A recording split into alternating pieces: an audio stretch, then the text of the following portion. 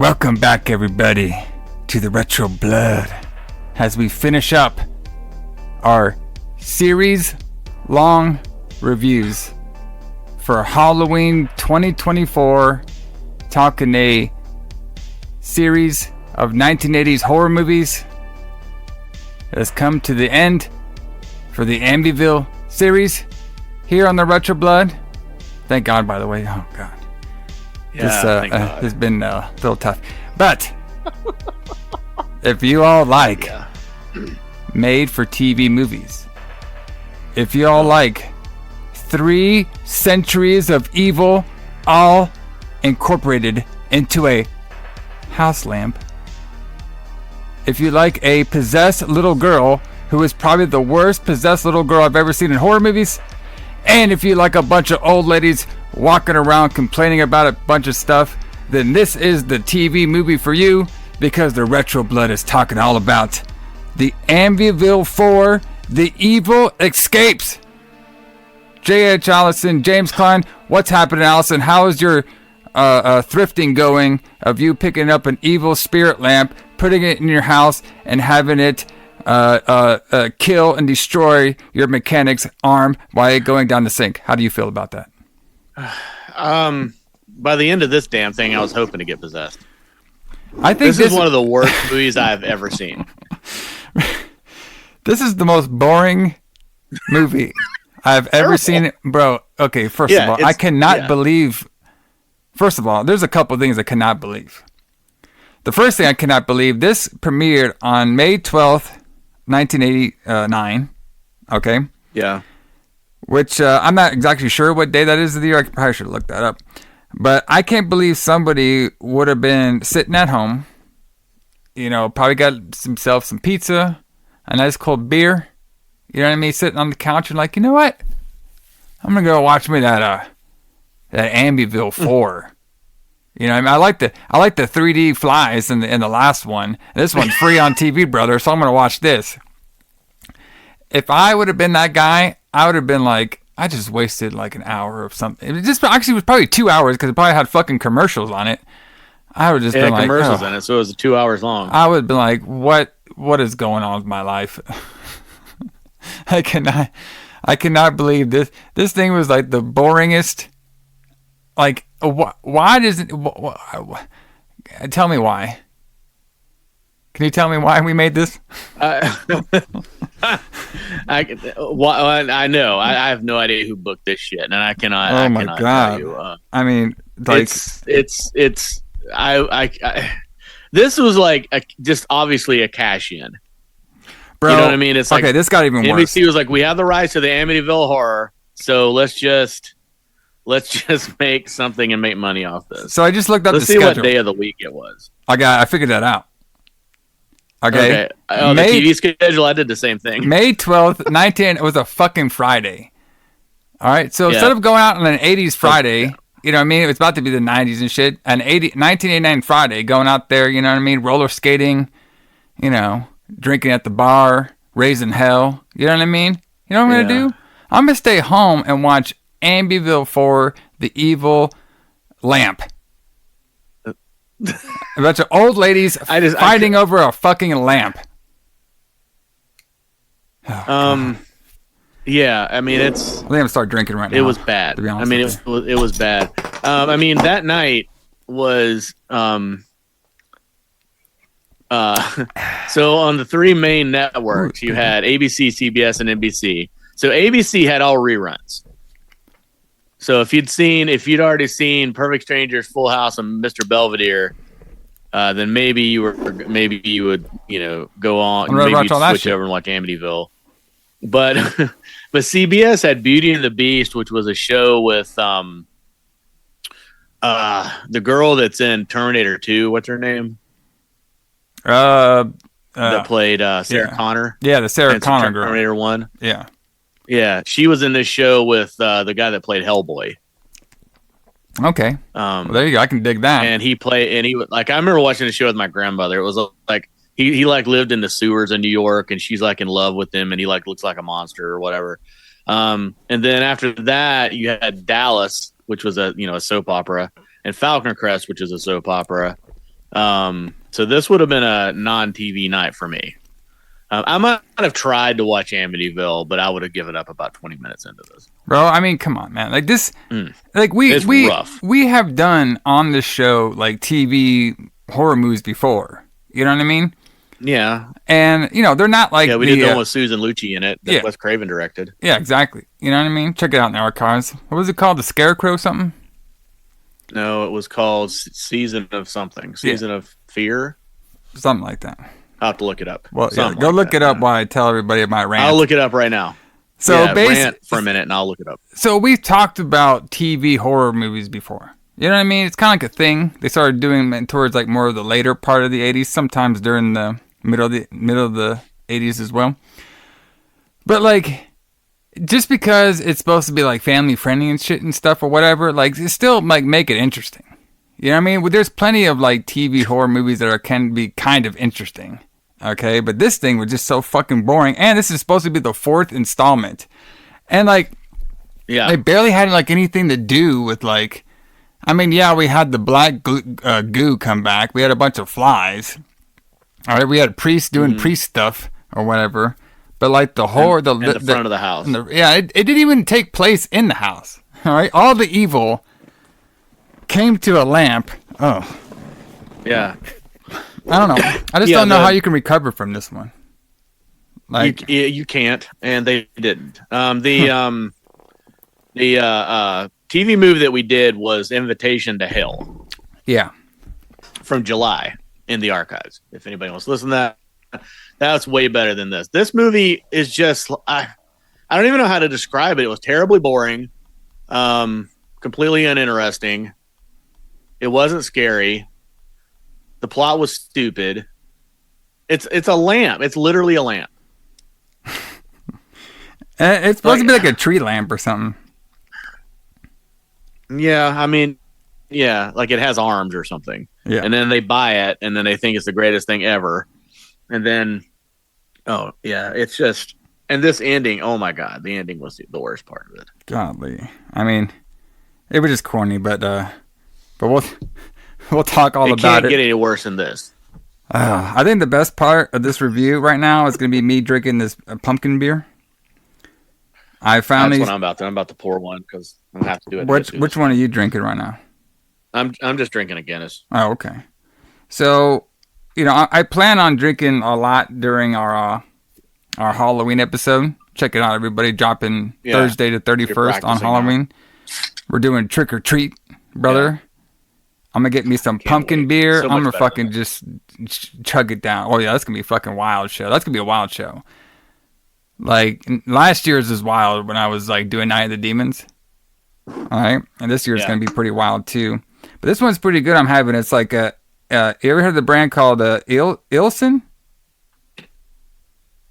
Alison? It has like so this one is Alison. It has like it has an owl on it.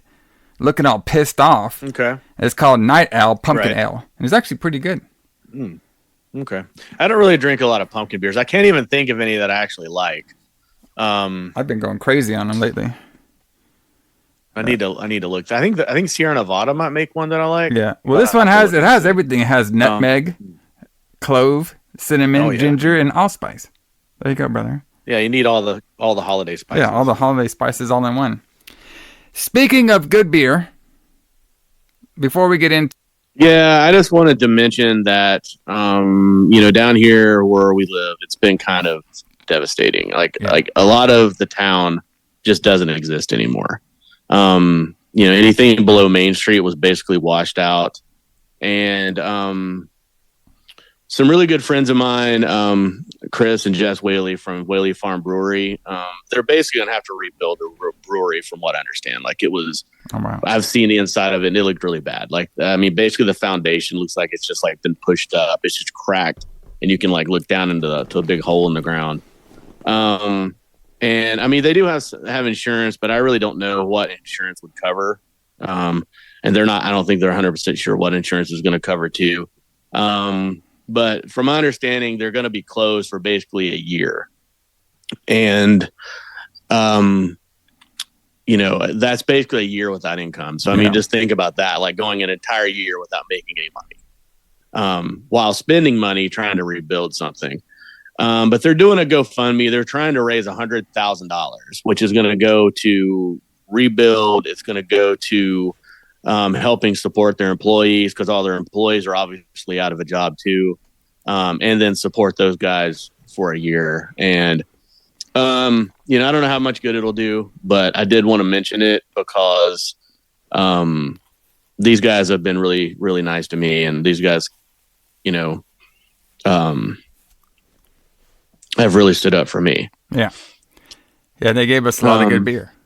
They do, yeah. I mean, I pretty much almost exclusively drink their beer now. Well, I guess not now, but now it's hard for me to even find beer that I want to drink, because Chris's beer is all I've wanted for the past 2 years, and now I'm like, what am I going to do for a year? Yeah, maybe I'll just not drink for a year. But yeah, they have a GoFundMe up. I'll put it on the Instagram page, and maybe you can put it on the Facebook page. And if anybody out there can give anything at all, any amount probably helps. I'm going to donate what I can, as long as they keep it open. You know, I'll donate every so often. But they're really good people. And they need help. Yeah. Do you know what the name of it? The name of the GoFundMe? Yeah. That's what I was trying to see. Like, I don't really do GoFundMe, but it says Rebuilding Whaley Farm Brewery Together. Okay. But the Whaley GoFundMe. But they, you know, they've been there 2 years, and they're a huge part of the community, but they're going to have to, like, rebuild everything.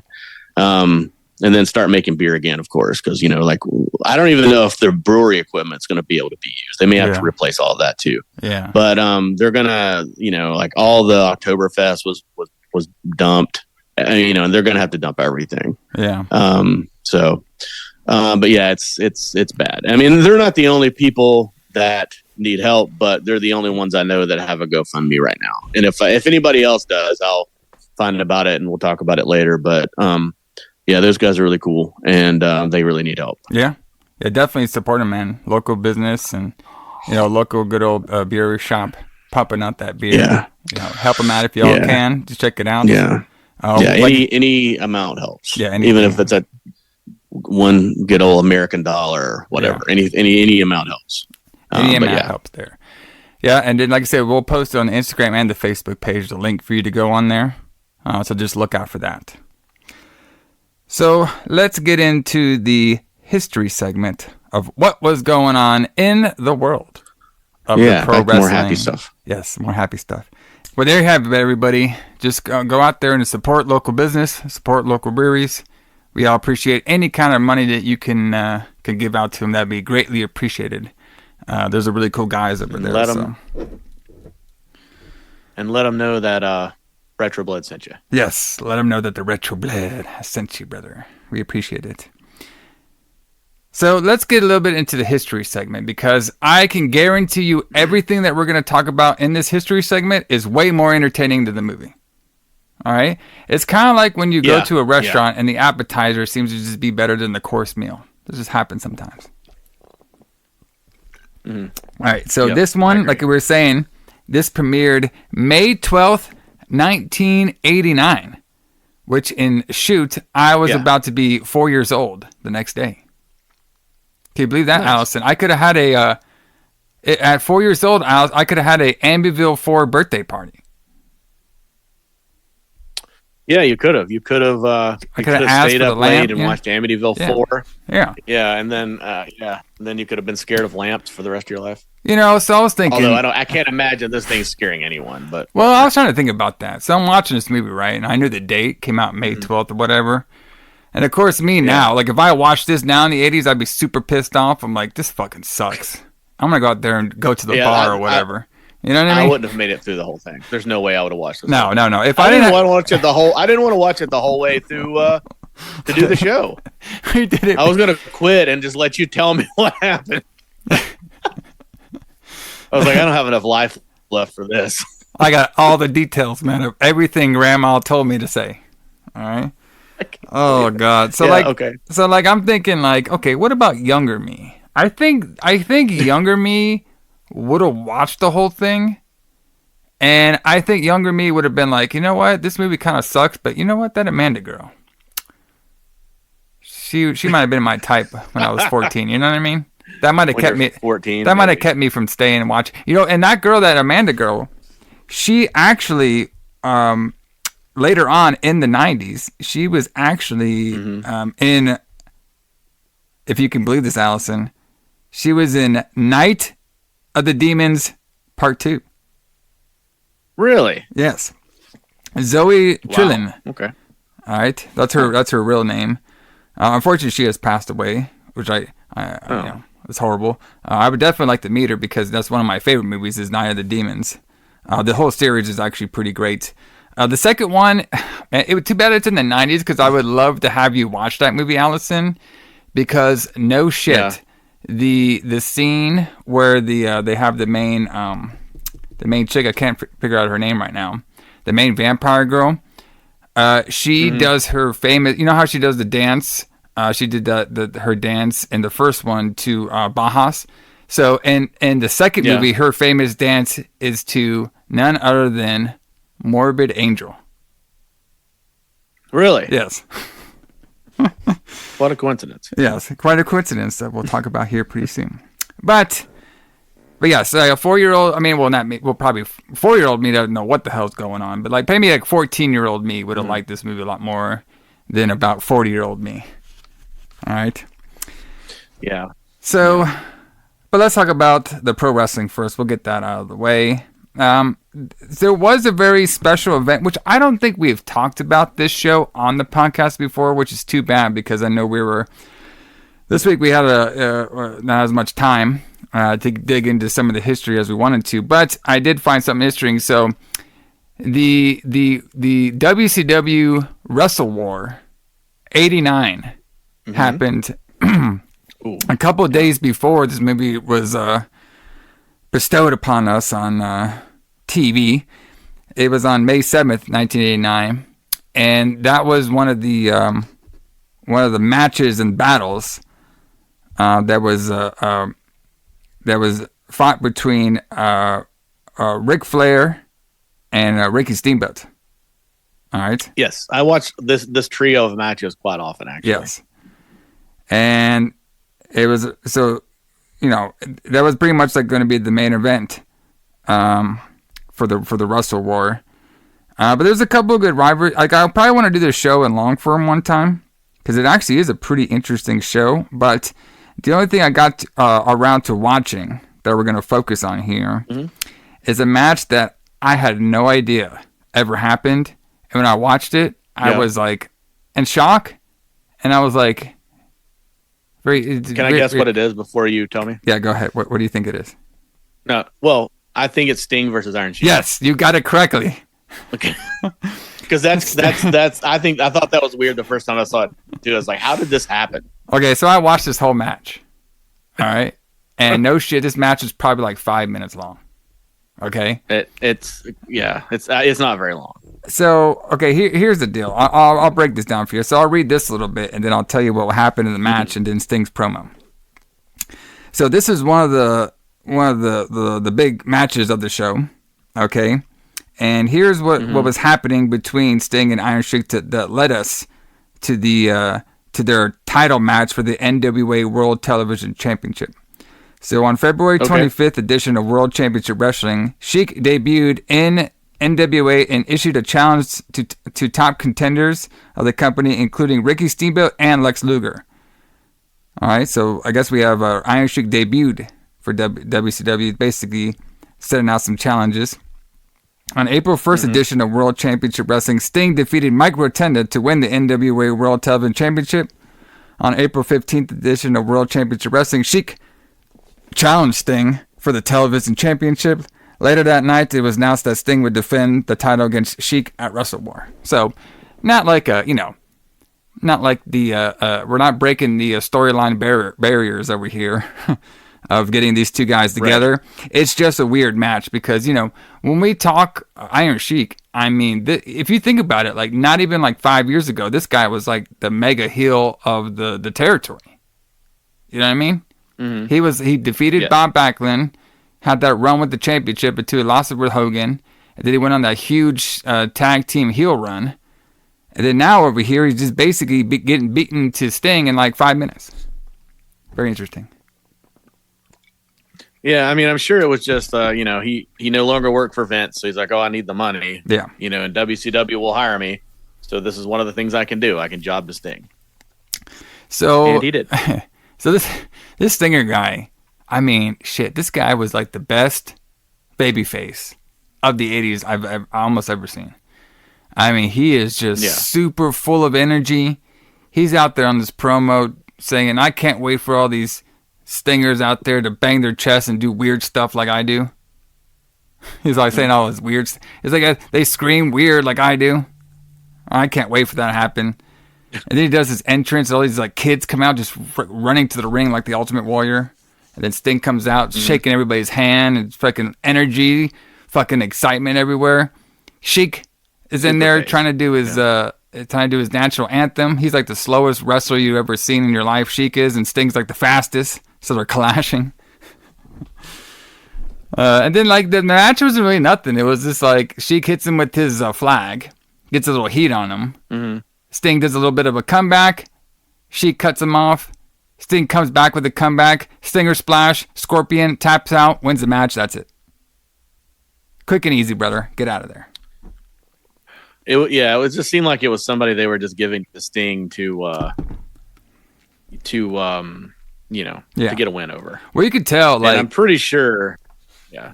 I mean, you could just tell, like, Sting was gonna be like their top guy. You know what I mean? Yeah. I mean, he was there for 2 or 3 years. The Sheik was, but I don't think that he ever. I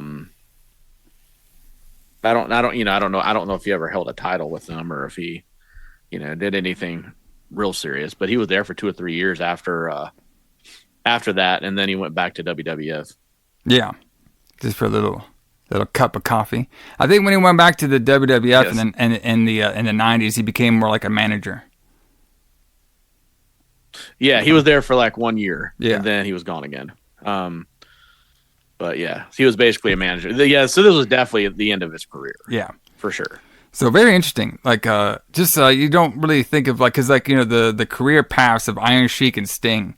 Like Iron Sheik's more of like, to me, like more of the top like 70s and early 80s, and Sting is like super like later 80s and like super 90s and 2000s. So very interesting. Yeah. Sting was like the future at this point. Yeah. And Ric Flair, Iron Sheik was still, he was an old style wrestler, and Sting was like, he was like Miami Vice. He was like the current, the new thing. Which we do see that. This whole show is really good. Yeah. Oh yeah, the whole show is cool. Like you got Lex Luger versus Michael Hayes, which looked like a really good match. Mm-hmm. There's like a tag team match on there too. Yeah, we got the Great Muta versus Doug Gilbert. Yeah. Main event, a tag team match, Eddie Gilbert and Rick Steiner versus the Varsity Club, Kevin Sullivan and Dan Spivey. All really good wrestlers. Do you know why there were 2 tag team matches after the Flair Steamboat match? Because I don't know why you wouldn't have Flair Steamboat as the main event, is what I'm saying.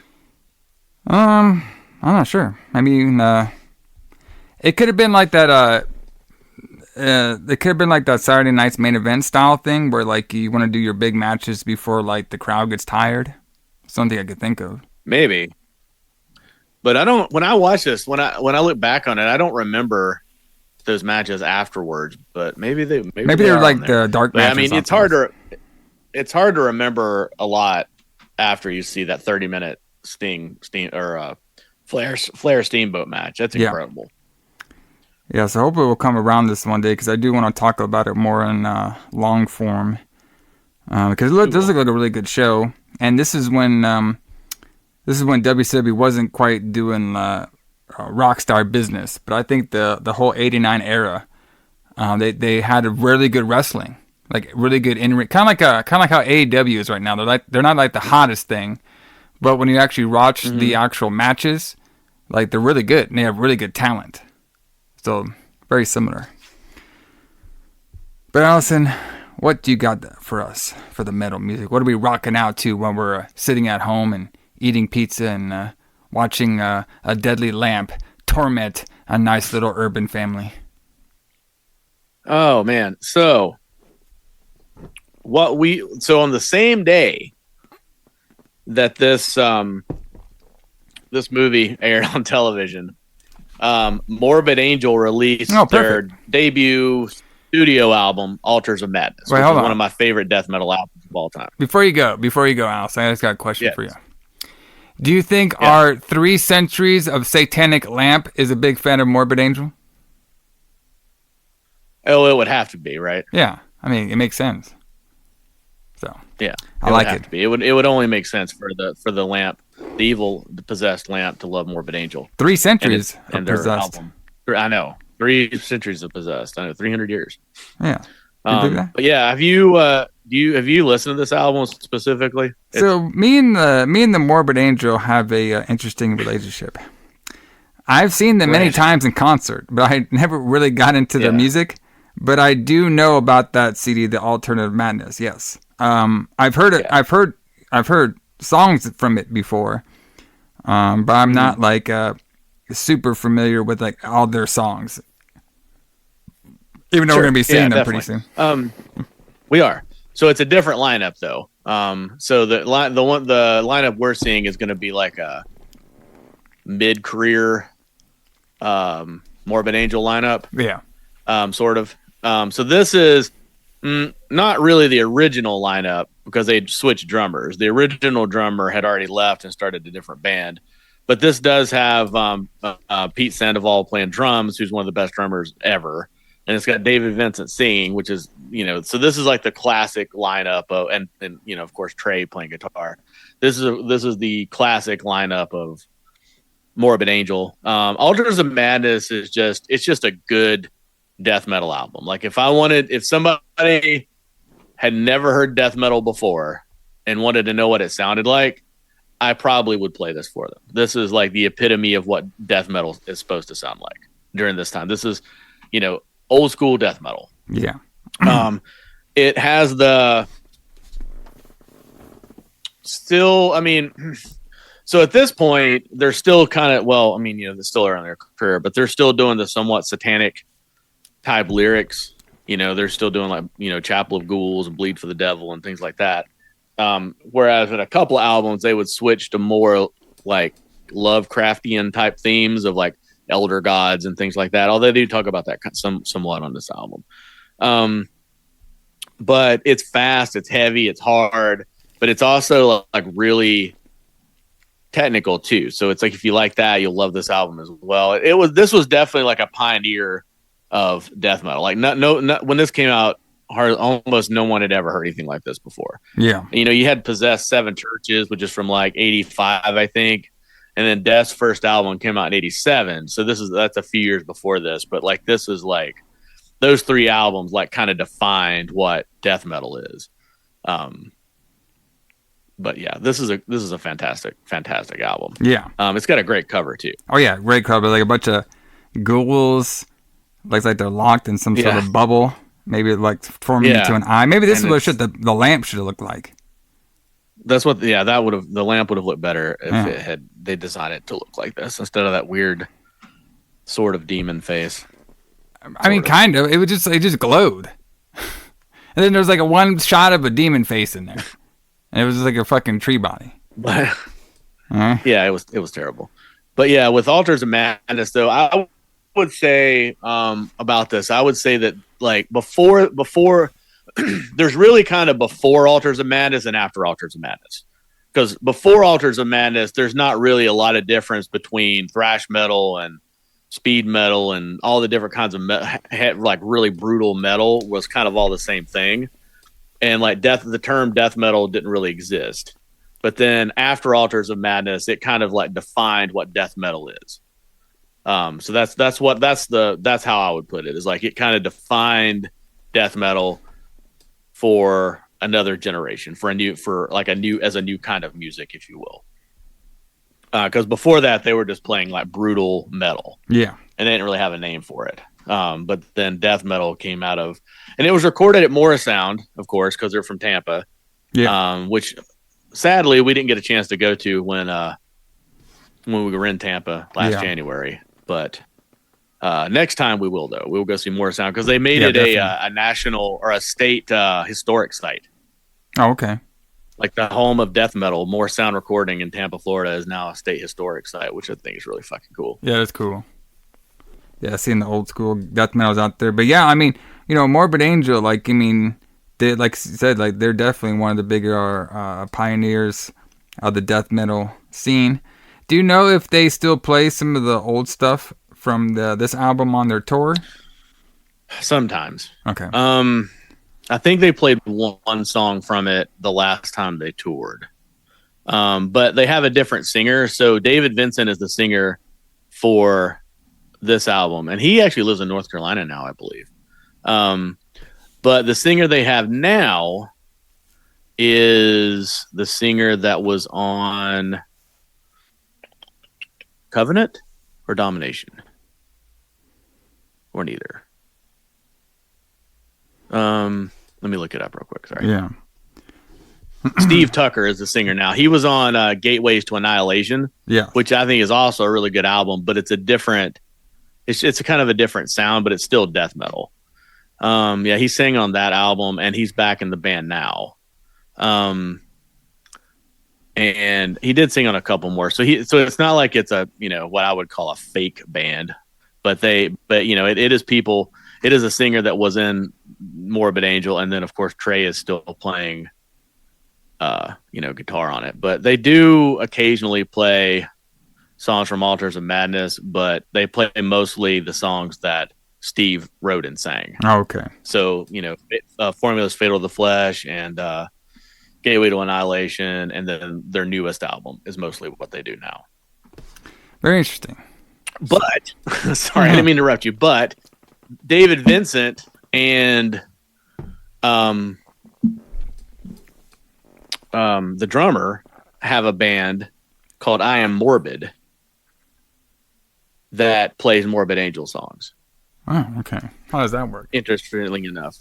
So basically it's Pete Sandoval and David Vincent touring with two guitar players, and then they just play the Morbid Angel classics. So they'll play the songs from Altars of Madness. So if you really want to see Altars of Madness songs, you would go see I Am Morbid, I guess, because it's the original drummer and the original singer in a different band. But yeah. But Morbid Angel, the current Morbid Angel is very good too. So definitely go see them. They're going on tour next month. So yeah, and it'll be fantastic. See them both, man. There you go. What if they played together? Retro Blood will be there. Oh yeah, we're definitely gonna be. That would be weird. That would be weird because they hate it. They all hate each other. Oh, okay. So they'd have to keep them separated for sure. Well, they'd be like, they'd probably just be going over who would be the headliner. Oh yeah. But that's very interesting. But yeah, check them out if they're coming to your local town. It should be a fun show. I think it's them, Suffocation. Yeah, there's a lot of bands. Yeah, Fauci. There's some other ones on there. It's gonna be a good old Fauci's show. gonna be so good. I know it's gonna be fucking. So even though they're going on like super early, so they'll probably only get like a 30-minute set. I know it sucks. And the show starts at like 5 p.m. Yeah, so we got to get there early. Yeah. I think there's like 2 bands before Fauci comes on. So they'll probably all get like a 30-minute set each or something. Yeah. So, but yeah, should be a good show. I wouldn't be surprised. We will report back. Yes, we will report back on the date, let you all know how it goes. But check it out, and we'll be playing some Morbid Angel at the end of this episode. But everybody, let's get into who booked this shit, because I kind of need to know. Because I want to make sure not to follow them. I want to know how this happened. I want to make sure not to follow them and why this even happened. So let's figure it out if we can figure it out. So Amityville 4, The Evil Escapes, is also known as, check this out, Amityville Horror, The Evil Escapes. So we just took out the 4. Ooh. Let's just took out the 4, because that might confuse people. Yeah, because it's not in canon. All right. No. Well... So if you read articles about it, there's debate over where it goes in the storyline. Yeah, I'm about to read that. Fucking weird shit. First of all, hold on. Let's stop here for a second. Okay. First of all, everybody, I mean, coming to the second one, we already debunked that shit wasn't in canon. You know what I mean? Like, Yeah. Was number 2 supposed to be after the Lux murder, or the house happens, or before? If it's before, then we already know it's the DeFeos. But it's not the DeFeos. It's Sonny's crew. Right. I don't know, because it's kind of implied that it's before that. This is a retelling of the DeFeo story. But then, like, when you read articles on this, one of them says it happens between Amityville 1 and 2. But then they also disagree on when Amityville 2 happens. Yeah, but I'm saying, I don't know if it happens after the first Amityville movie or before. Okay, yeah. So it have to be after, right? I don't know, because so it says supposedly the film is set between the events of the Amityville 1, 1979, and Amityville 2, The Possession, and before the events of Amityville 3D. But so I thought Amityville 2 was supposed to be before the Lutz family moved in.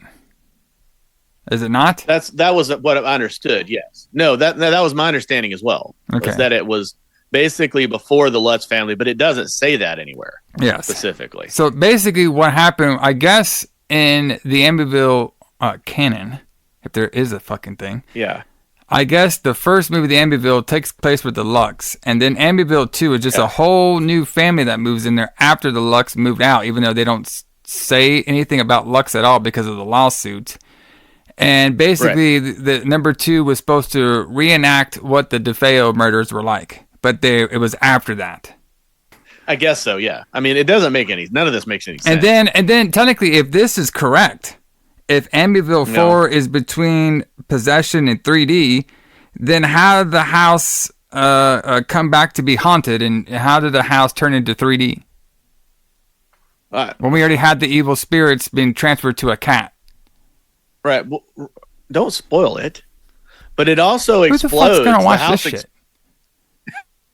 Nobody's going to watch this. Besides our loyal listeners out there who love this.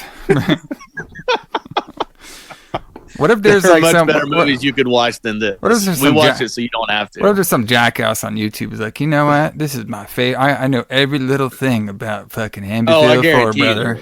I guarantee you. You guys didn't know. There'll be somebody like on YouTube that'll tell us it's the best Amityville movie and that we're all full of shit and that we're posers and don't know what we're talking about. Then I'll be like, well, fuck you guys and your goddamn comments. All right. That old lady Helen, genius acting. All right, come on. But didn't the house blow up at the end of 2?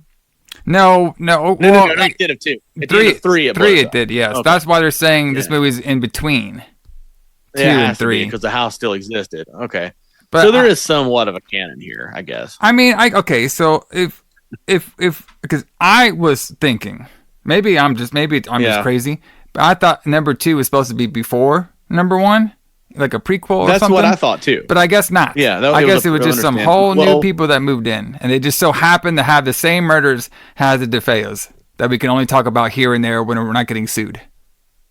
Right. Well, I mean, you can also you could take it either way because they don't really say that. But when I watched it, I was under the impression that 2 happened before the first one, that it was a prequel. And then 3 obviously happened afterwards. And I thought this movie would take place between 1 and 3, but it doesn't make any sense because none of it makes any sense. It has to happen after 3 because the evil escaped, right? Yeah, but somehow the evil came back, Allison. It's the night evil came home. It is no longer in the house. The night evil came home. All right, you think move over right. Halloween? We have the Amityville. All right, brother. We have black glue because they. We have flies and we have goo. Yeah, maybe the cat. Maybe the cat travels all the way back to Amityville and brings the ghost back. Yeah, may make sense. The cat just comes back and bruises the ghost. They should make a movie about that of the cat, like. Well, they probably have. Or whatever. To be honest with you, they probably have. I mean, we do got like 40 more of these shit to go. Like, I ain't brother. Yeah, they're all on Tubi. Can you believe that? There's like fucking 40 some of this shit, bro. I'm tapped out after number 3. I'm already tapped out, and there's like 40 of these things. Yeah, I almost watched Amityville Death Toilet today. I watched part of one of them, and it was like the lowest budget thing I've ever seen. Was like, it the one with the YouTuber? It looked worse.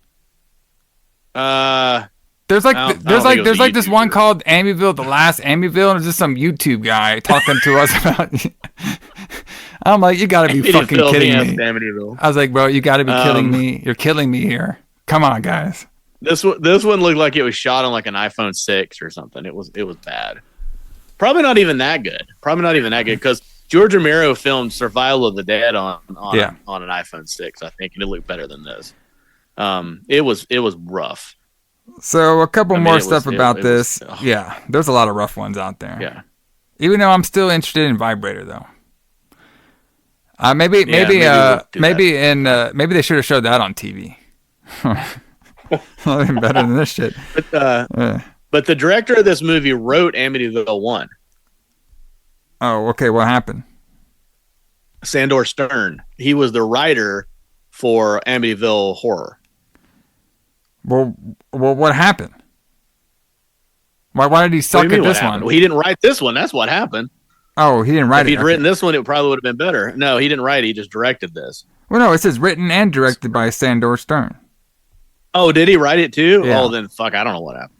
It must have been maybe what happened was, maybe he went to like a garage sale. He was like, "Oh, that's it. A lamp. That's it, brother. I'm gonna buy this creepy old lady's lamp, and just imagine if there's 3 centuries of satanic demons in there, and then we're gonna have some priest follow a lamp around the whole fucking movie, huh? Hollywood, huh? Oh yeah, great idea. Anyway, it's almost like he was trying to pitch an Amityville movie, and they hated his original pitch, and he's like, "Well, what about this?" Well, kind of. So, yes. Well, I mean, you could be right because supposedly, this movie is based on a book series. Oh, okay. Oof. All right, so the 4th film is based on the Amityville Horror. It premiered on NBC on May 12, 1989, like we talked about. This was the only Amityville sequel to be based on a book in the main book series, Amityville: The Horror Returns. Was to air. Well, there's one that says Amityville: The Horror Returns was to air on NBC, but the film was never made. Yeah, I wonder why. Yeah, this is based on Amityville: The Evil Escapes by John Jones. Yes. Now, was that one, did it have like a lamp and shit in that one? I'm guessing so. I don't know. Didn't read it. So let's read about some of this stuff over here. See what this says. So despite the destruction of the house and the conclusion of the previous film, the 3D, when it blew up in 3D, it manages to make an appearance. The house seems to make an appearance in the film. That's what they're trying to say. The films after 3D usually did not pick up where the previous film left off. So no explanation has ever been given as to why the house is still standing. It is possible this film takes place before Amityville 3D due to the house already being empty in that film and after the yard sale in this one, which was later explained in Amityville: It's About Time, which is the 1992 one. It's about time. Can you believe they keep making that shit? Golly. Let's see. Amityville. Is that the next one? Yeah, it's the next one. Between them. No, this is the next one. I believe it was released direct to video in 1992. All right, and it was released in Mexico in 1992. Jesus. Okay. So let me see something here. It was a direct to video. Doesn't give me any stuff about the plot. It's about time. Yeah. So apparently it's about a clock. Yeah. Oh God. So the furniture that was left in the house in the beginning of the film is believed to be owned by the Lux family in the first movie. The film also makes references to Amityville 2: The Possession, which I did not catch at all. Like, was it the sister fucking? Because that's the only thing I remember from that movie. I mean, it's better than this. I can tell you that was better. Oh, that's way better than this. At least that had some creepy shit to it. You know what I mean? Like Sonny's face exploding into an alien demon. The fucking priest getting possessed by some shit. We don't know what happened to him. Yeah. This movie just boring as shit. It just didn't have anything. There's nothing to it. It's like it's just bland and like it's just there's nothing to it. There's just nothing in it at all. It's just bad.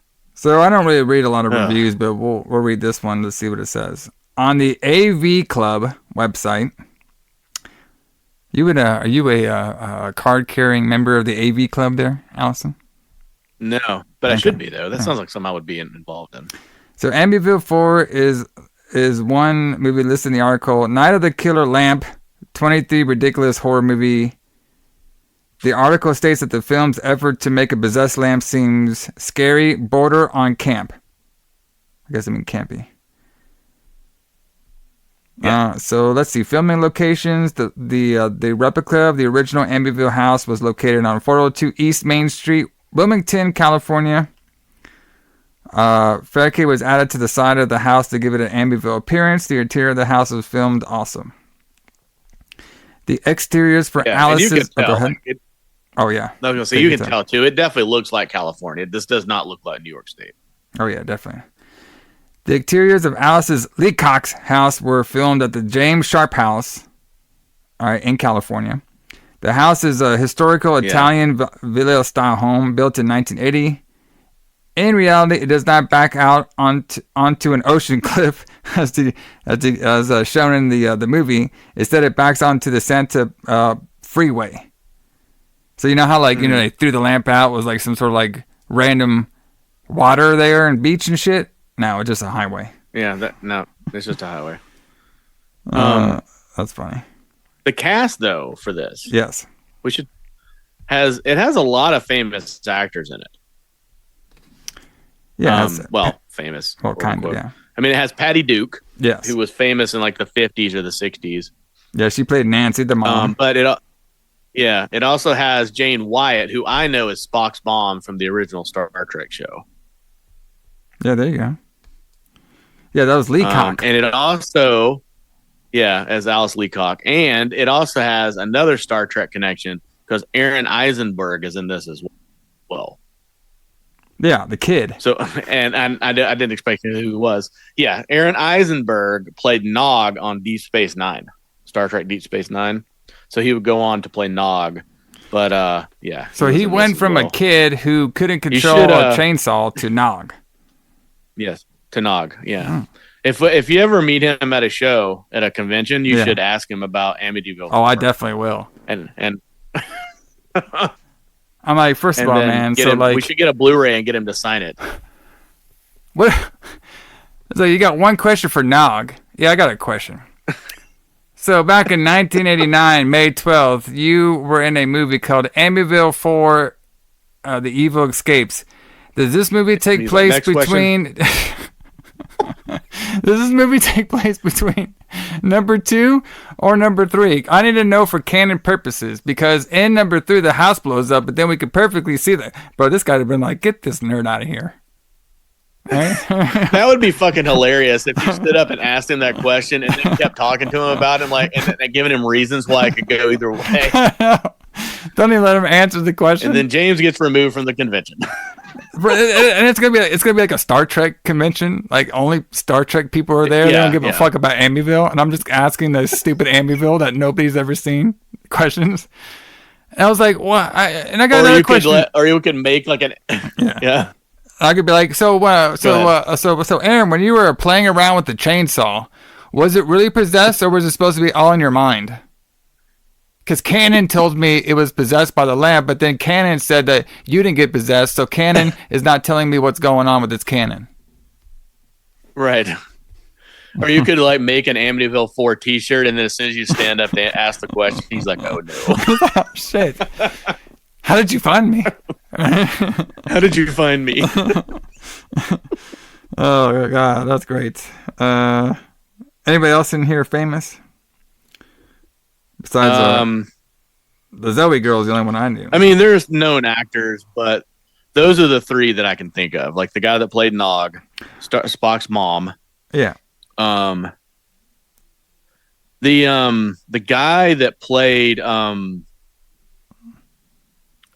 the priest, Father Kibler. Yeah. He's done a lot of character acting. He was in American Horror Story. Oh, okay, nice. And he was in Lost. And he played Azazel in Supernatural. There you go, man. That's cool. Yeah, I also see that. But he's been in a lot of things, though. He has a lot of small parts. I see that Donald McTeer. He was played by Robert Brown. He was also in Psycho 2 and Psycho 3. Wow. He was a cafe owner. He must have played one of the... he played a cafe owner. Yeah. That makes sense. So very interesting. Psycho 2 was a good movie. We did that on the show as well. Yeah, check it out on Archives, everybody. Psycho 2. Yeah. Very fun one. That was a lot better than this piece of shit. That's for sure. Yeah, Psycho 2 was surprisingly good. Yes. This was surprisingly bad. Yes. I don't know why I was surprised. I guess because I liked Amityville 3D more than I expected. So I went into this thinking, it'll be better than I think it's going to be. Oh, no, it was way worse. Yeah, it was way worse. I was like, damn. Tough. Maybe the 90s brought the series back. I don't know. We might explore there. I'll never know because I'm not watching that shit. Well, if we ever do a Retro Blood 90s, maybe we'll come back to it. Yeah. The sequels after we do all the 1980s horror movies, we'll do Retro Blood 90s. So, but let's get into it, everybody. Let's get into the final series of 2024 review for the Halloween season. Amityville 4, The Evil Escapes. Into a lamp. To a fucking lamp. Hey, here it is. Oh, you've grown. Can I see my room, Grandma? Well, Father? It's gone. Look at this. Could it be a trick? Maybe it's laying low for now. This is ugly. Yeah, that's why it's perfect. Oh, damn. Things sharp. There was a standing lamp in this room. What happened to it? Sold or junk? Would anyone have a record? Aunt Helen must have money to burn, sending something this big all the way from Long Island. A dozen years ago, evil was simply a concept in my mind. That house in Amityville has changed that concept to reality forever. Oh! How could that happen? For 300 years, no one has lived on that ground without tragic consequences.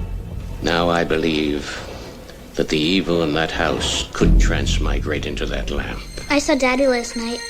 It was a dream. Or another house. Or another person at the earliest opportunity. I mean, you startled me. You know, you shouldn't mess with the disposal once you've secured the switch. Yeah, you definitely got something jammed down here.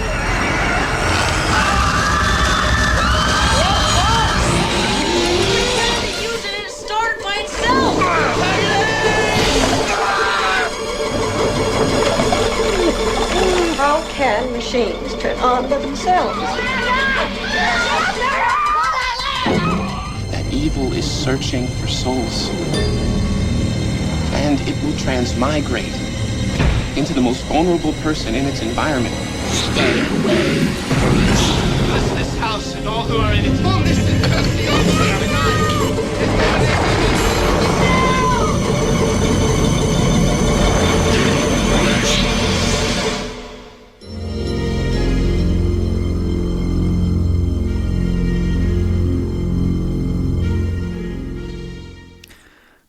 All right, so we start off the movie showing the old house with the crazy eyes.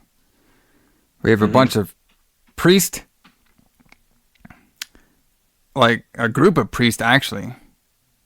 Like a shit ton of them. Roll up to the house, tells one of the new owner to stay inside. They'll take care of this.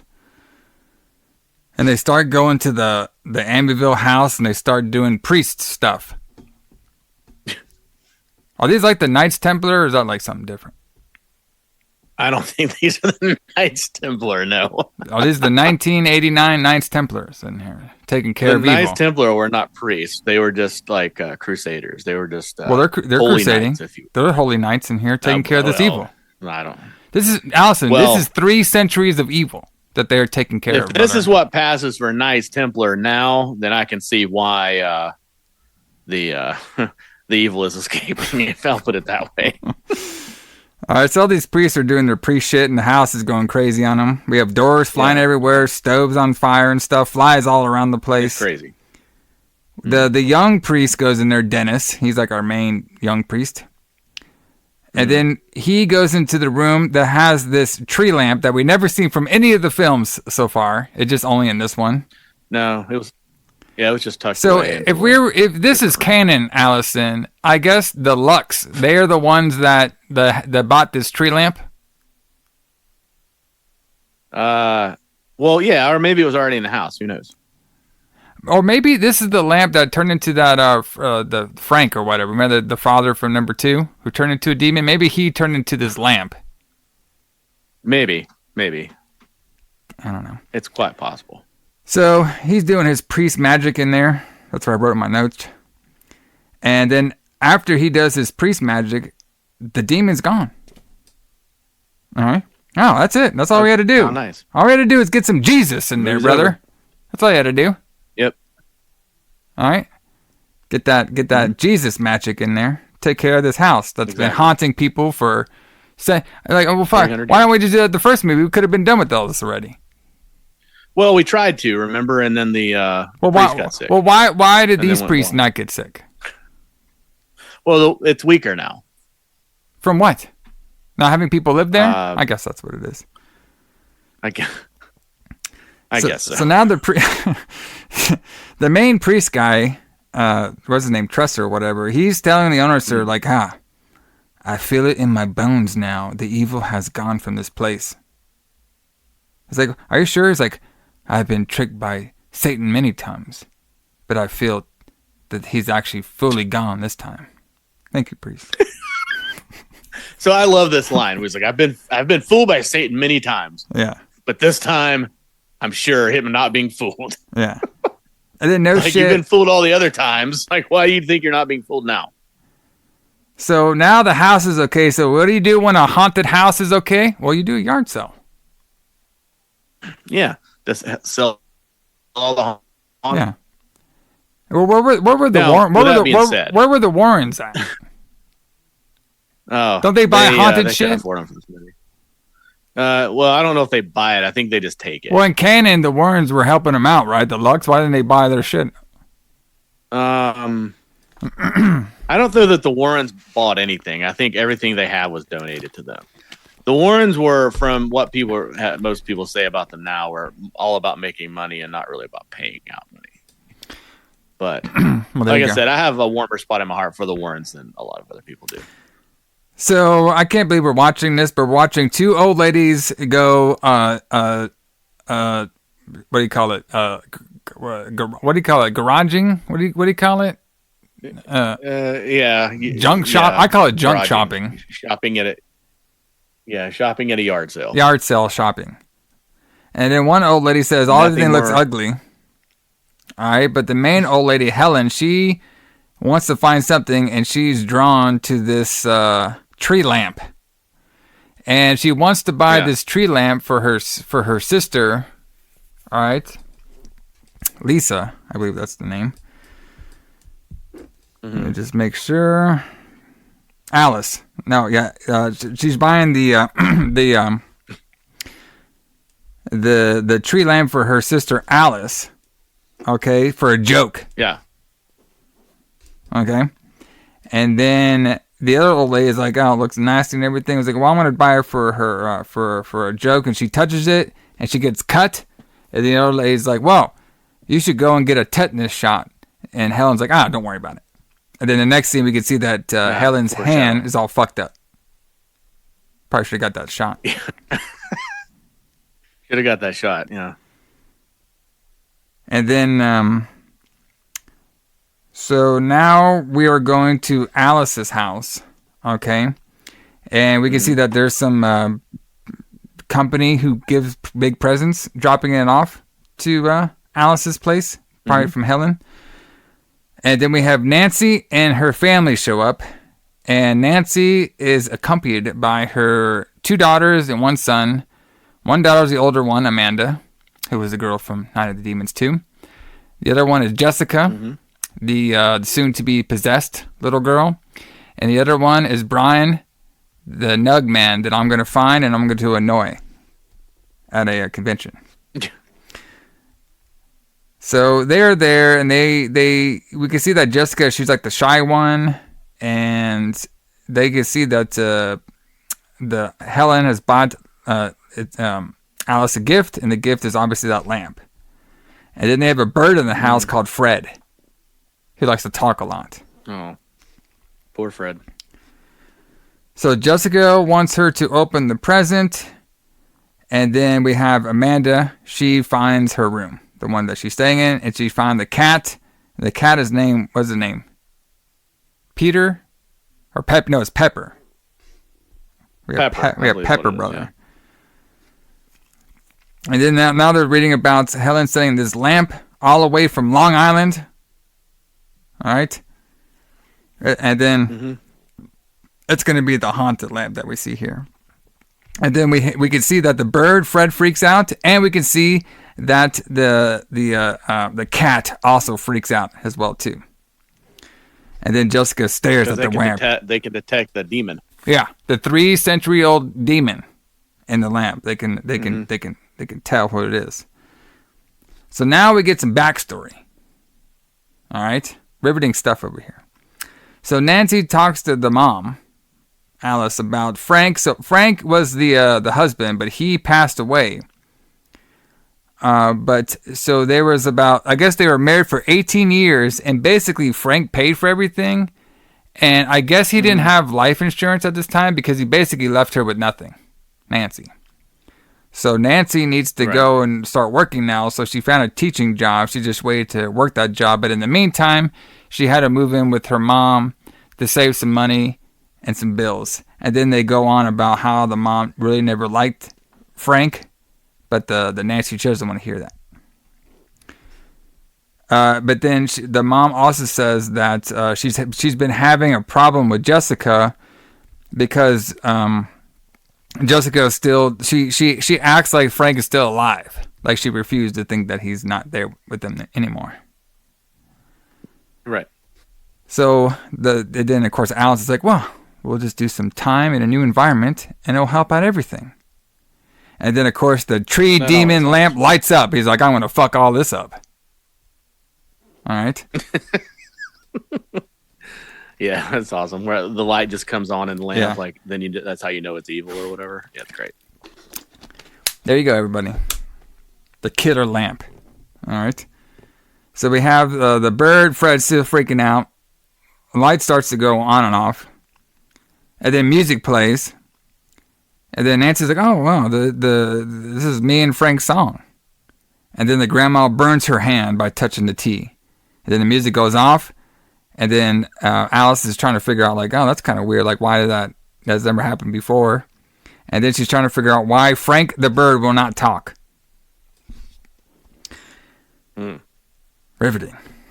So, I know. So Helen now she goes and turns off the lamp, and then we have Frank's ghost appears behind Nancy. And Nancy looks worried for a little bit, but then she just knows that she's seeing things.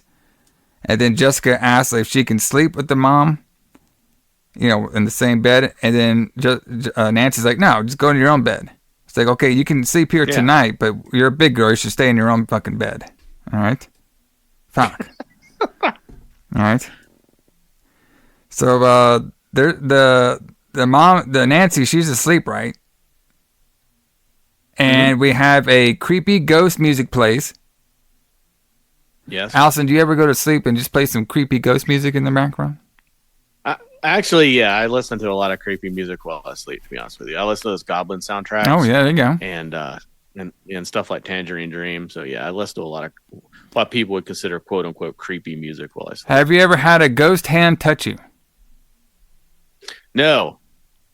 Well, according to last week's review, Lisa, she said she can have sex with a ghost. So why isn't Nancy over here fucking Frank, ghost? Well, that's a good point. Maybe they can make clay together. Yeah, exactly. I thought this was canon. Yeah. Come on now. We already established ghosts can do their ghostly things. Exactly, Sandor. Come on. Stay in canon, buddy. So now Nancy wakes up and she doesn't see Jessica there. So she goes downstairs and she sees Jessica talking to somebody. And Jessica, when Nancy walks in, is like, "Oh, you scared him." It's like, "Who am I scaring?" It was Daddy. Daddy was here. And like she's like saying, "No, it was just a dream. He's not there. Daddy's gone." Jessica's like saying, No. It was him. I swear it was him." And then, of course, the haunted lamp turns on. And guess what? Ooh. We have flies now. Not 3D flies, but we have flies. They are back. We have flies. The flies are... And you know what's funny about the flies, too, in this movie? Nobody even knew the flies were around. They were just around the lamp.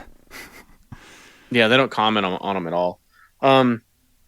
But seeing this, I just keep thinking that the lamp is was a budgetary move because they can just turn it on, and then that's how you know that the demon is around. Yeah, all we have to do is just turn this lamp on. Yeah, man, come on. Never had a haunted lamp before? No. Or a satanic lamp? I got a couple of those in the back. Satanic lamp. All right. Satanic lamp. Doing their thing. Should be the name of a new death metal band.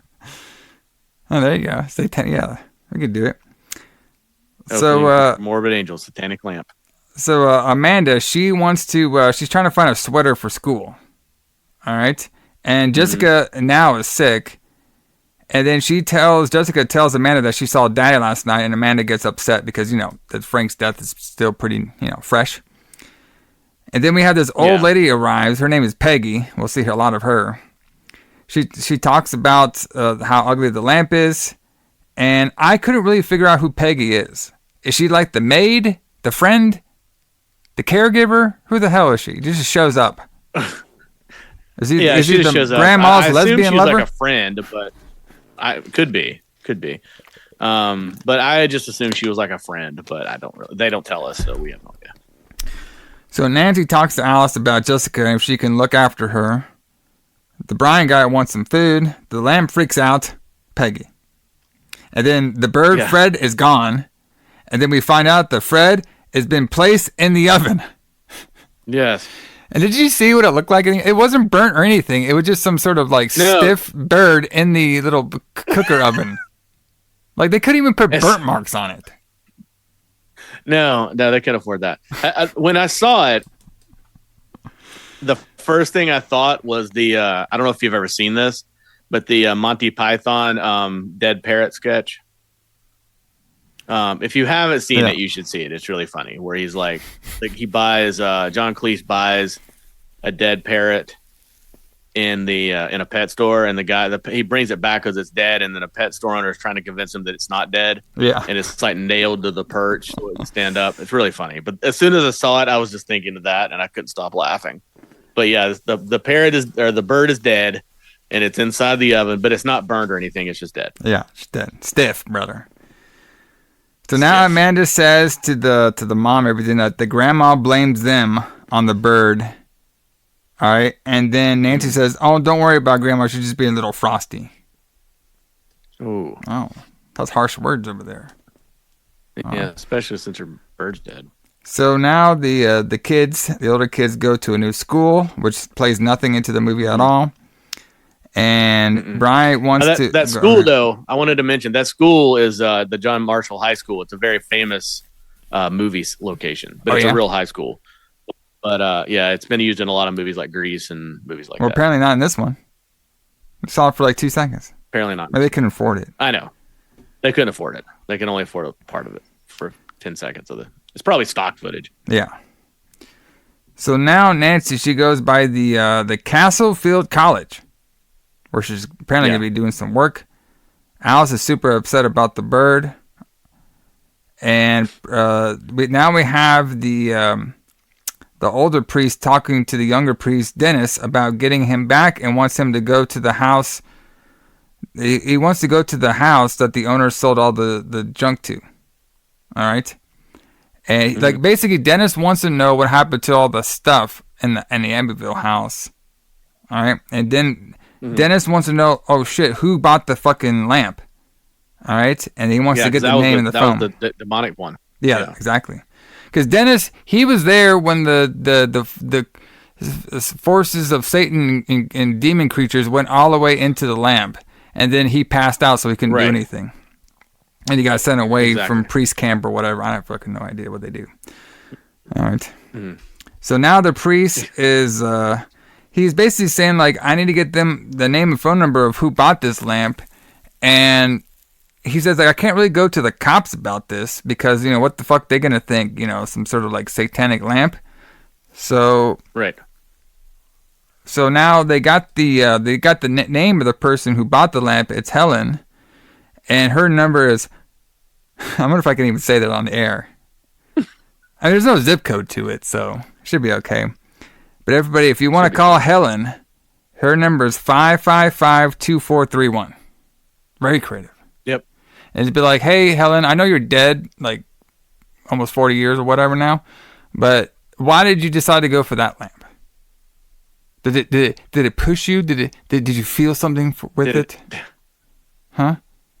Did it just appeal to you? Yeah. It called to you, didn't it? It called to you, didn't it? Mm-hmm. So now the priest goes over the evil in his mind. All right. And then he says until he can go into the house and give us some more. And then he's giving us some more backstory about the house that we already know. Then he said, like, he can believe evil can go into that lamp. So basically what the priest is saying is he experienced that evil in that house. And he has seen things from his wild imagination. So he can believe that the forces of satanic evil can go into one little ugly lamp and cause havoc for a nice little family and their grandma. Absolutely. Why not? So now, then after this, now we have Brian. He gets, he finds the cat in the basement. All right, and then he's looking around the basement. He thinks everything's all cool in there. And then he finds a chainsaw. And he's like, you know what? I'm a young man. I'm going to play with this chainsaw. All right. So he starts playing with the chainsaw, and the chainsaw turns on. And then everybody comes down there because they don't know what the hell's going on. He can't control the chainsaw at all. So he almost like chainsaws the whole family and shit.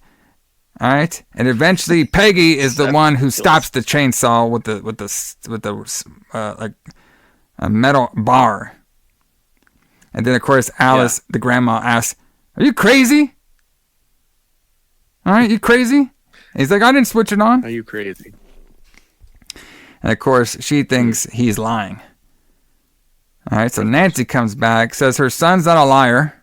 All right, and then of course Peggy's like, "Well, what I'll do is I'll call the handyman guy, Donald, and he's going to go look over all the stuff that we have that's going on in the house. And the handyman guy will tell what's going on with this haunted chainsaw." Because he'll know. Yeah, of course he will. I like my notes here. Nancy goes to the living room and reads to creepy music. Something, you do that too, Alison? You read to some creepy music? Absolutely. I always play creepy music. Yeah, this Nancy, she kind of got a groove going on here. She sleeps to creepy music. She reads to creepy music. I mean, come on now. Exactly. So Amanda can't sleep, so they start talking a little bit. She asks if they're safe here. The answer is no. No. Okay? They're not. And she also says that Grandma doesn't really like them too much. All right? And she understands it wasn't, she understands it wasn't, Brian's fault for the whole chainsaw thing. And then Nancy changes the subject, and she's like, okay, well, in this new town, did you find any cute boys? And she agrees that she found 3. It's very specific. She found 3 cute boys. 3 cute boys that we don't meet at all. Mm-hmm. All right. This is the stuff I need to know, Allison. Like, I need the details, man. Don't just give me a little, don't give me none. You know? 3 more actors were not in the budget for this. Yeah. So now we have Dennis. He looks for Helen. Okay. Says he really needs to talk to her. And Helen is in the hospital. So Dennis goes to Helen's house, but the neighbor, says who you are and everything. Why are you looking for her? He's like, well, I really need to talk to her. And the friend tells Dennis that Helen is in the hospital. And she's in the hospital because she has some rare tetanus. Be careful out there with your guys. Tetanus. Yes. From the lamp. She should have got that tetanus shot. Yeah. She refused. Now she has some rare tetanus. Some 3-century-old satanic tetanus. She has now. I was about to say, it's not even normal tetanus. Yeah. It's rare tetanus. So Dennis asked how the lady got this. So she cut herself on a brass lamp. All right. Oof. And says nobody's answering the phone.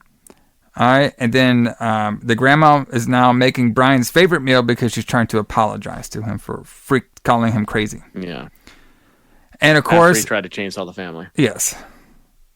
So, like all the Amityville movies, none of the phone calls are coming through because the evil lamp is blocking the cell phone. You know, I was just thinking, so if you have satanic demon powers, I guess you can control like radio waves and shit. Is that like a special power that you have? Because it seems like all these phone calls can't come through. Like maybe just stop, maybe this lamp has like a deal with the telephone company. Oh, maybe. And it just stops the phones because the telephone company. Maybe the telephone company is satanic. Yeah, and I'm like, why aren't you guys just using Facebook Messenger? Oh, wait a minute, not around. Oh, wait a minute. That's later on for the Amityville movies. That's later on. Just imagine that. Telegram. The Amityville Facebook Messenger. Like it haunts Facebook Messenger, you know what I mean? It can't be any worse than Amityville Death Toilet, right? Or it can't be any better. Huh? Or it can't be any better. True. All right, so Danny shows up. Oh, I said Donald earlier, but it's Danny. So Danny shows up, right? Danny, yeah. And he is the handyman. And he has caught the eye of Amanda. Okay. Mm-hmm. And he's looking for the chainsaw.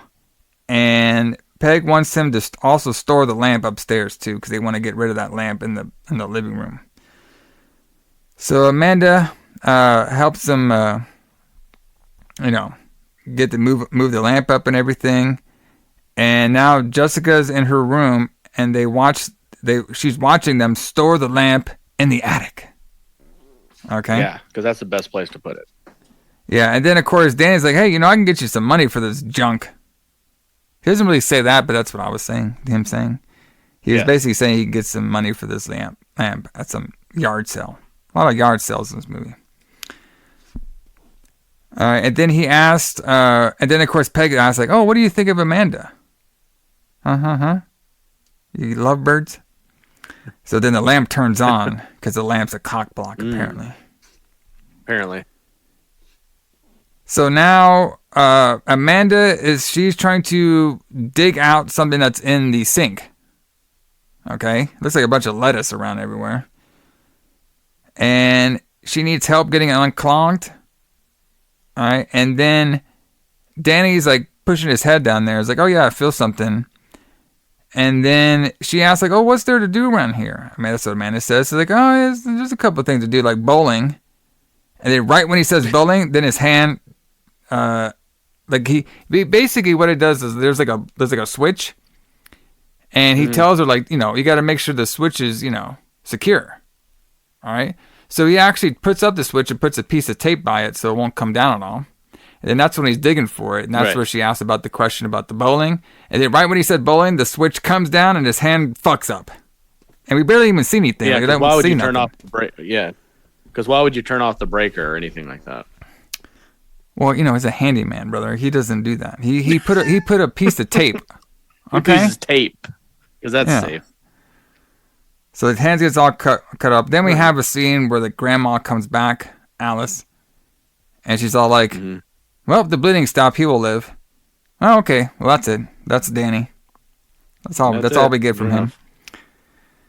And now she can't. And then now the grandma, she can't understand what's going on here. All right, machines just don't turn on by themselves. Oh.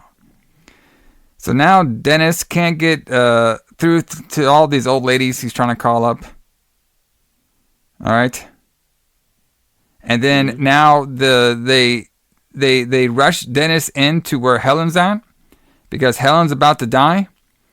And the only thing I can make out is like, so Helen's like in this, like, basically in the ICU or whatever. They rush the priest in. Yeah. Helen says something about being sorry, and then she just dies. Very TV dramatic. Yeah, she's gone. Like a soap opera. Yeah. So there goes Helen. The tetanus really got her. All right. So now... Gotta get those tetanus shots. So now Dennis, he can't get a reach to the sister, Alice, at all. So he sends a telegram to reach him. All right? And then he starts talking with the other police, saying the lamp and how much danger they could be in. And he's saying basically, again, they can't call the cops or everything because there's a satanic... What are they supposed to tell him? There's a satanic force within a lamp. All right? And then the other priest's like... believe that? No. The other priest's like, you want to go see them, don't you? He's like, Father, I have to. All right? So I can't be stuck up in preschool for this whole time, living a nice little life. I got to show my worth and help them out and do something. Mm-hmm. I'm like, what? Okay. So whatever. I got to give him that Jesus power. All right? Yes. So now he's trying to call him some more. All right, but the lamp, like I said, the lamp must have some deal with the phone company because the lamp won't let him go through. But then the lamp calls back and says, stay away, and then the phone melts. Oh, creepy. Oh, my God, I'm too scared. Oh. Yeah, I saw that. When I saw this, I was thinking it was like the same effect. Yeah. As in Nightmare on Elm Street, except not done nearly as well. It's not even the same universe. Where to be honest with you. It's not the same universe, no. But remember, like in Nightmare on Elm Street, when it kind of becomes soft and turns into a tongue, it's kind of like it's supposed to be like that, but it's nowhere close. So Nancy now hears Jessica again, and now she's talking to the lamp, and she says, "I'm not talking to the lamp. I'm talking to Daddy." And of course, Nancy forces her and gets her out of that room and forces her to bed. And then Jessica freaks out and slaps her mom. And I laughed. Because I wrote that in my notes, that I laughed. And then Nancy tells Amanda to turn off the lamp. And guess what? Amanda goes into that creepy room with the lamp. But it's so dangerous with 3 forces of demonic evil. And you know how this courageous Amanda stops it? She turns it off. How convenient. Interesting. Why didn't they think of that earlier? I have no idea. So you're telling me we could just turn off the evil? Oh, okay. And then it wouldn't be an issue. So now Nancy is she wants that lamp out of the house. All right. And now we have Dennis. He's about to leave. All right. And then we have this other mechanic guy shows up. And he's looking at the garbage disposal, and he's kind of like coming up, like he's basically saying maybe Danny made a mistake somehow, and he's trying to, maybe he'll check the fuse box. Okay. And then Brian gets that telegram, puts it on the table. It flies away, of course. We have some doctor that looked at Jessica, and the doctor is basically saying, she's just having delusions because of all the trauma that happened with her. It happens all the time with kids her age. Don't worry about it. There's no haunted lamp here or nothing like that, so don't worry about that.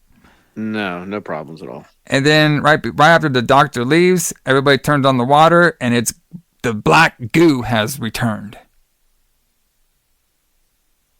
All right? Nice. And then, of course, Alice is like, I've been living here for 45 years, and nothing like this has ever happened before. And I'm just thinking, well, fuck yeah, you've been living here for 45 years after 50 years and shit, stuff starts breaking down. Right. Huh? Well, yeah, plus you've never had a haunted lamp before. Yeah, exactly. And then Nancy's like, it's because of all of us has moved in. And then the mechanic guy comes in and like, fuse is okay. All good to go. No problems. No problems here.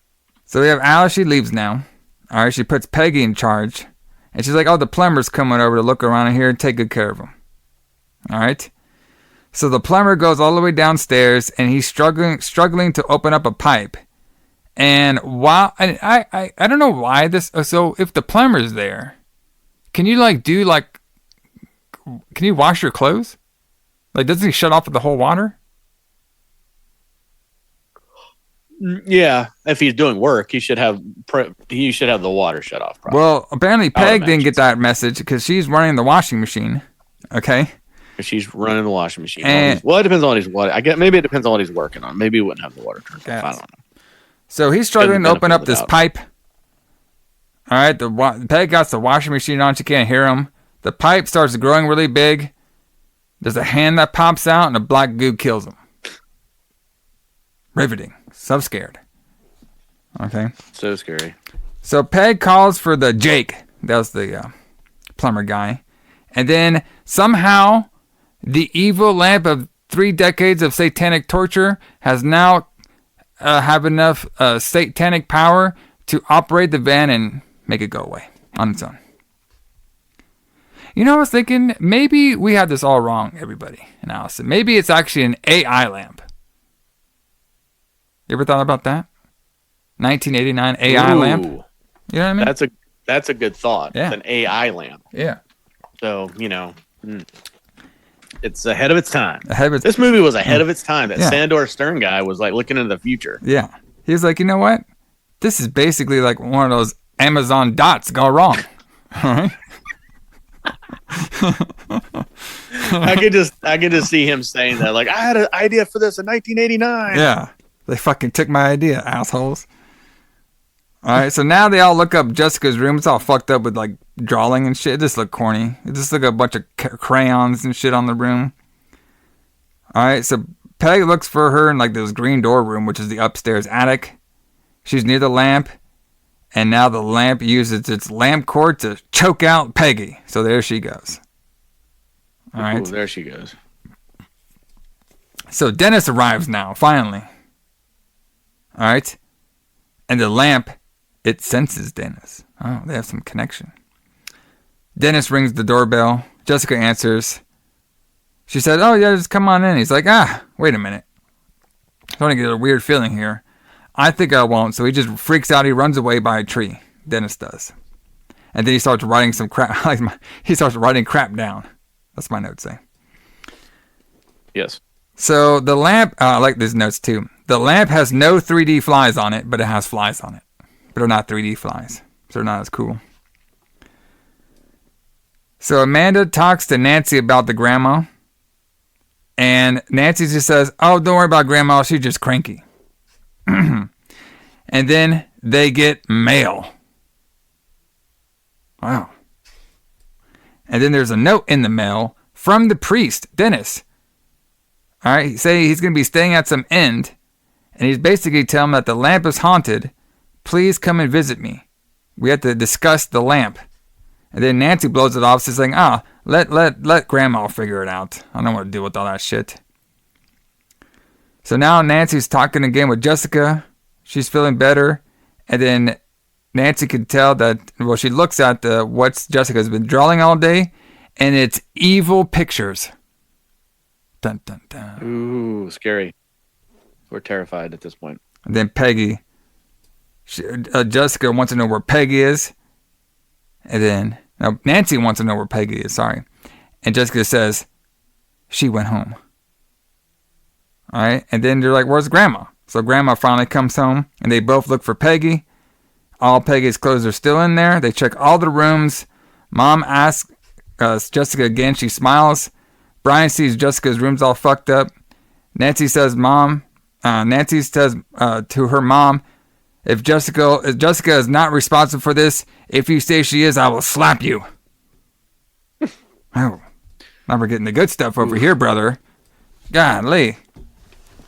Riveting. Friday night, brother. All right, that's what we're doing. Yeah, this is a Friday night. Nothing better that we could be doing than this. Yes. So now he asks her what's happening. Basically, Nancy asked what happened to your room. She said a man came in, and then she didn't see him because he went away.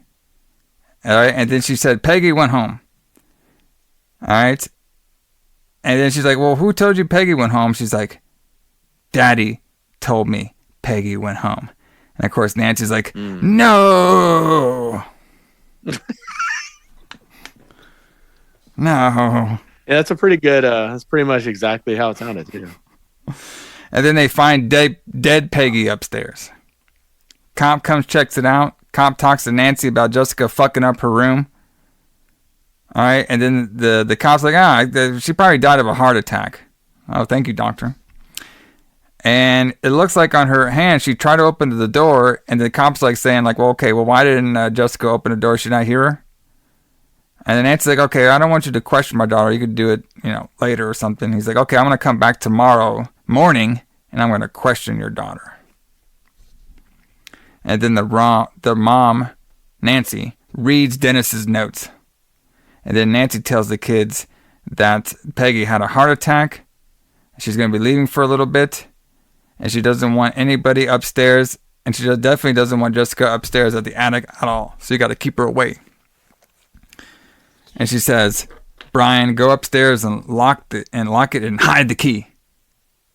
And all this is Jessica is doing her creepy girl, haunted girl laugh or hums. Mm-hmm. Like that deal. Mm-hmm. And then while all this is happening, the lamp turns on. Oh no. Scary.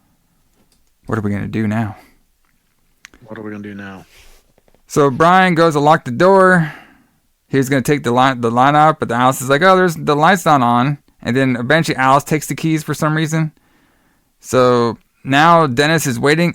For some reason, I thought Dennis is going to be at some cheap hotel called the Inn. But apparently he's at some sort of fancy restaurant. Okay? Nice. So I was all right. Good for Dennis. So Nancy comes in. All right? And Dennis says, like, hey, by the way, your aunt, she died yesterday. Helen, remember her? She died of a tetanus cut from that lamp. All right? And we can see that Alice is back at home, the grandma, drinking tea and being worried. Mm-hmm.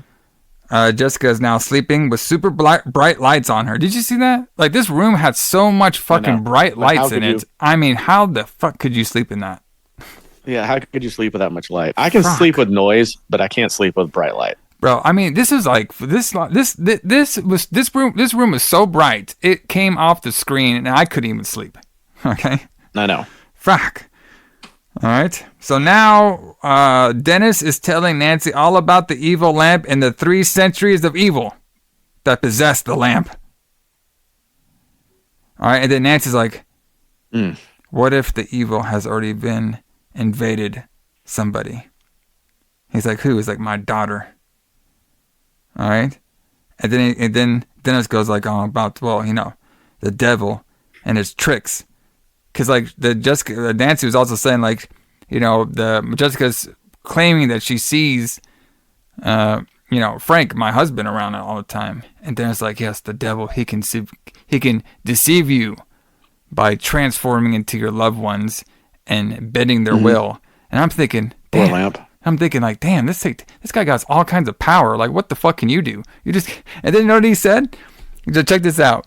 So that the evil lamp has all this satanic, mutant power. They can transform people's wills, turn on cars. You know what I mean? It can stop phone lines. It can make evil spirit things disappear or not. You can have dead ghosts and you can pretend to be ghosts. Like all this cool shit. You know what the priest can do? He's like, well, I got holy water. That'll work. I got holy water, brother, So, because Nancy was asking her, like, what kind of new tricks do you have? Because you fought this evil before. What do you have? He's like, well, I got holy water. So, we're all good. Don't worry about it. Yeah. Don't worry about that, brother. It's fine. The only cool holy water is the one that comes from Castlevania, and that's it. And this guy Dennis could not do whatever the Castlevania holy water could do. That's for sure. So now Jessica wakes up. There's a tons of light on her face. Amanda hears the cat. She goes look for the cat. The cat's outside, and then the window falls on her head. All right, and the lamp is happy. It's like flickering back and forth. It is. Dennis says it knows. Oh my God. I can't believe we're reading this. Dennis says, it knows I'm coming. I can feel it. and it wants me. And I'm like, the lamp? What, do you got some sexual relationship with this lamp that we don't know about? All right. I don't know. And then I give up. Nancy's like, what the hell are you talking about? I was like, well, in the beginning of the film, which you didn't see, Nancy, I went to the house and I defeated it. And she's like, okay, what, do you got any new powers and shit? He's like, no, I just got some holy water. Like I was saying before. So now Brian tries to stop Jessica from going into the room, and she freaks out on him, and she's like this maybe 5-pound girl, whatever. She just knocks Brian over easy. Yes. And now Amanda, she's okay. She just got a little juice. You know what I mean? Just a little busted open. No problem. All right. And they're trying to stop Jessica from going into the attic, but she gets into the attic. All right. And then the mom comes in, and then everybody's just trying to get Jessica out of the attic. Dennis comes in, even though the mom was like, I didn't tell you to come in here. He's like, fuck you, I don't care. And Dennis is like, give me the axe so I can open up this door. And of course, blood comes from underneath the door. Scary. The doors are all locked all around the house. And Nancy wants Dennis first to get Amanda out of the house, then he can come upstairs and do it. So Dennis axes the window and throws Amanda out the window, which I thought was kind of funny. And then now we have Nancy, Alice, the grandma, and Dennis all in the attic. And Dennis is doing his priest stuff. You know what I mean? Has a little Jesus cross and doing Jesus magic on him. And then we have a floating Jessica demon stabs Dennis in the shoulder. Yeah. When I saw this scene, the part where he's trying to exorcise the lamp, it reminded me of that scene in The Happening. Have you ever seen that movie? No. It's an M. Night Shyamalan movie with Mark Wahlberg in it, and basically in that movie, the trees decide that humans are destroying the planet, so they try to kill all of them. Oh, okay. And then there's a scene where he's talking to a plastic tree, but he doesn't realize it's plastic at first. He just thinks it's a tree, but it's inside, which is confusing. But he's talking to the plastic tree, and that's what the scene reminded me of. Well, there you go, man. It was equally as humorous. So now they now they decide to actually break the lamp now, because we couldn't do that an hour before and save us from this torture. No, we had to do it right here, right now. But then the lamp tries blowing them off, everything, pushing them back. All right. Mm-hmm. And Dennis, he tries to do more priest magic on the lamp, but the lamp uses its lamp cord to wrap around his hand. Yeah. And now the Nancy's trying to go after the lamp, but it starts to act like Frank, but Nancy doesn't buy it. And then out of nowhere, the powerful grandma Alice picks up the lamp and just throws it out the fucking window. And then Nancy cuts the wire. With the axe. With the axe. Yeah. And then the lamp explodes all over the beach, or the rocky cliff on the beach. Yeah. And we're saved from the demon, supposedly. What the fuck? That's your payoff? Well, yeah, but that's not quite the end, though. You could do this a fucking hour earlier. Just throwing the lamp out the window earlier. Yeah. Now Jessica doesn't have it's bad. The 3 centuries of satanic demon in her anymore. So she said she just had a bad dream, and they all laugh. Yeah. So now Dennis calls Alice tough. It's like, you're tough. Yeah. Tough. So now it's the next morning. The grandma, Alice, she decides to, go to her sister's funeral. Nancy thanks the priest, said, I'll never forget you. They are going, the mom goes to Helen's funeral. They all give her a hug, and they all call her tough. She's a tough grandma now. She's all tough. Grandma Super leaves. Tough. So tough. And Amanda says to Mom, is it really over? Mom's like, it's really over. And then we have the fucking cat, Peppers or whatever, goes near the lamp of evil and gets possessed by the evil lamp. When I saw that, I just could not believe what I was seeing. With the Are you freeze fucking frame? kidding me? Yeah. Why is Amityville 5 not about the cat? Well, we don't know that. We haven't seen Pepper. it yet. Maybe he. It's about a clock. Well, maybe Pepper or whatever shits or pisses on the clock, and that's how the demon comes out, from the piss on the clock. It's possible. Maybe. Possible. But is that one in canon? That's all I want to know. That's what we don't know. We may never know. So that's it, everybody. The Amityville 1980 series. Whew, boy. Wow.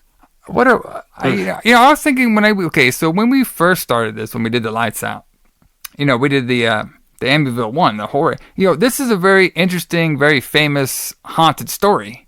You know what I mean? And that's actually a pretty famous movie, the original Amityville Horror. It's actually pretty well known in the horror genre and stuff. But I mean, the sequels, I could kind of tell why this was not a beloved series that we see to this day. Okay, very no shit. Very interesting, and and it's crazy to think they just kept making movies of this shit. It's just crazy, man. Well, I mean, it just goes to show you that anything that makes $1, they'll make a sequel for, especially in horror. Yeah, it's crazy. So, but everybody, thanks for joining us for our annual series review for the Halloween month of 2024. We did the Amityville series. Oof. Obviously we'll be back here next year doing another series. We're kind of running a little low on them, but I think we actually have a pretty fun one for next year, so I'm pretty excited about it. Yeah, we have at least 2 more that I can think of off the top of my head. Yeah, 2 or 3. We should be able to do this gimmick for a couple more years until we gotta switch it up a little bit. We have to redefine ourselves until we have to become switch from Ministry of Darkness Undertaker to Biker Undertaker. Yes, pretty much. That's how we had to do it. Yeah. So a couple things. Join us here on Halloween as me and the Alison get all kinds of drunk and talk about Trick or Treat, the special Retro Blood. So good. The special Retro Blood Halloween edition. I cannot wait. Finally, a good movie. And if you've watched all the, I was about to say, if you watched all the other movies we've done this month, and then you watch Trick or Treat, yes, you'll think it's an Academy Award-winning movie. And also, for all you Lights Out fans and pro wrestling fans, me and Alison are doing the 3rd annual Battle of the Halloween Havocs. Ooh, it's going to be a good one. Alison is doing WCW 2000. Halloween Havoc 2000. And I'm doing the NXT Live Special. All right. Mm-hmm. From the I believe it's the 2nd Halloween Havoc that they did. Yeah. All right. So everybody check that out when I give more of the precise dates where you can find these on Peacock. And just let you know too, me and Alison have decided for next month, November 2024, brother, the Thanksgiving month, we are going to be doing 1980s cannibal movies. Ooh. Yep. We call it next month What's for Dinner. What's for dinner, brother? Spoiler, it's people. It's people. The flesh. Which one do you want to do first? Those are going to be some good ones. Oh, man. I don't know. Do you want to do... well, let's leave it as a surprise for the people.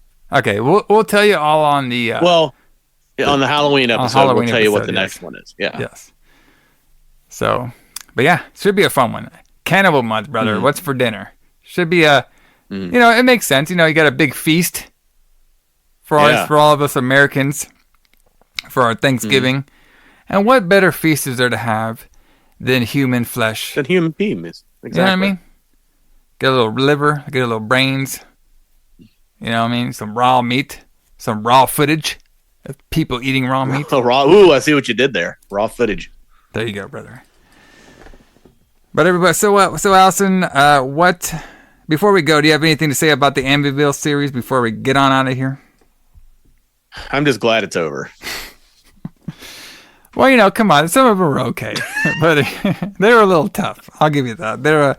Once we got past number 1, they were definitely all a little tough. That's for sure. Yeah, I enjoyed 1 and I enjoyed 3 to an extent, and then the rest of them were just pretty hard, hardcore. Oof. Speaking of hardcore, what Morbid Angel song should we play to get on out of here? Let's play Chapel of Ghouls. Ooh, Chapel of Ghouls, brother. Because within that evil satanic lamp holds the 3-decade-long Chapel of Ghouls that will come out, and they will melt your hand. They will melt your TB. They'll give you tetanus. They'll give you tetanus. All right. They'll put your bird in the oven and not cook it. Just make it very still for some reason. All right. Yeah. They'll kill your plumber with black goo in a hand. All right. Terrifying. And then all you gotta do is throw it out the window and you'll be okay. But before then, and that's it. You gotta go through the 3 levels of ghouls. Yeah. Why didn't they just throw it out the window from the beginning? Well, we gotta have a plot and shit. It was a nice looking lamp. Gotta fill up 90 minutes. Yeah. Come on now. All right, everybody. J.H. Alison, James Kline. We will see you here next time for the Halloween episode. See y'all later. See you guys.